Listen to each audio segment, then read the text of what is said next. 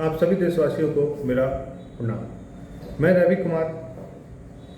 आज हम अपने देश के एक अहम मुद्दे के बारे में बात करने जा रहे हैं।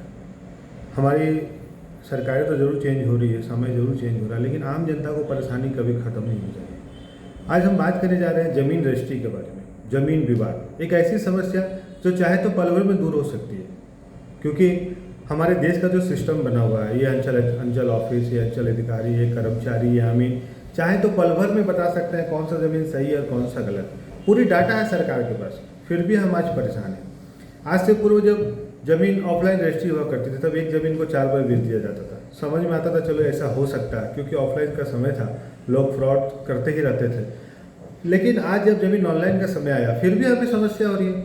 हमारा जो पहले का ज़मीन था, जो हमारे पापा ने खरीदा था, हमारे बाप दादा ने खरीदा था, जब हम उसे ऑनलाइन में देखते हैं तो ऑनलाइन ही दिखता है। कोई ज़मीन गैर आबाद दिख रहा है, कोई ज़मीन आबाद मालिक दिख रहा है, कोई ज़मीन का रसीद नहीं कट रहा है, या किसी ज़मीन का मेरा डीड में अगर 10 डिसमिल है तो ऑनलाइन वो 9 डिसमिल या 8 डिसमिल दिख रहा है।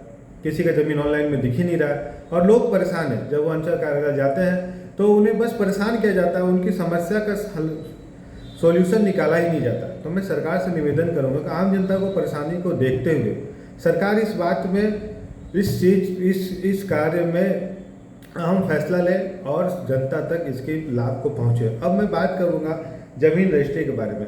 हम जब कोई आम आदमी कोई ज़मीन खरीदता है, चाहे वो ब्रोकर के थ्रू खरीदे, किसी ज़मीन मालिक के थ्रू खरीदे, चाहे किसी पावर होल्डर के साथ में खरीदे, मेरा कहना है जब हम रजिस्ट्री कराते हैं, सरकार को हम रजिस्ट्री का चार्ज देते हैं, तो हमें इस चीज़ का टेंशन क्यों कि मैंने जो ज़मीन खरीदा वो सही है कि नहीं। आज सरकार, आज की नई पद्धति में जब हम रजिस्ट्री कराने जाते हैं तो हमारा रजिस्ट्री के बाद ऑटोमेटिक अंचल कार्यालय में आवेदन चला जाता है इसको मोटेशन करने के लिए, और हम फिर हमारे अंचल कार्यालय जाने के बाद वो हमारे प्लॉट में आते हैं, प्लॉट में फ़ोटो खिंचाता है। प्लॉट में फ़ोटो खिंचाने के बाद सारा पेपर चेक करने के बाद अगर वो सही रहता है तो ही मोटेशन होता है। तो मेरा कहना है कि जब अंचल कार्यालय को सब कुछ मालूम है, सरकार के पास पूरी डाटा है और हम सरकार के द्वारा ही खरीद बिक्री करते हैं, तो फिर सरकार ये प्रोसेस पहले क्यों नहीं करती। हमारे खरीदने से पहले जब हम अप्लाई करें रजिस्ट्री के लिए, तभी सरकार एक प्रोसेस निकाल दे कि इसका पूरा डाटा चेक कीजिए, इसके जो इस प्लॉट में ज़मीन खरीदा जा रहा है, जो बेचने वाला है, जो खरीदने वाला है, दोनों को सलाह मशवरा करके, दोनों को सारा पेपर चेक करके, अगर पेपर सही हो तो ही रजिस्ट्री हो।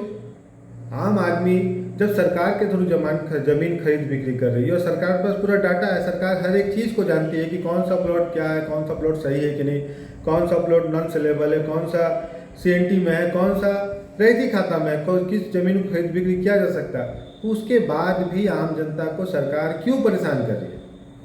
सरकार आम जनता की है, आम जनता के लिए पूरा सिस्टम बना हुआ है, ये पूरा देश हर एक हिंदुस्तानी का है, तो हर एक हिंदुस्तानी को इस तरह से विवाद में रख के क्यों परेशान किया जा रहा है। यह मेरा सुझाव है, सरकार मेरी बात को ध्यान दे। मैं आम जनता से अपील करना चाहूँगा कि मेरी बातों को जरूर सुने और मेरी बातों को सरकार तक पहुँचाने का कोशिश करें। धन्यवाद।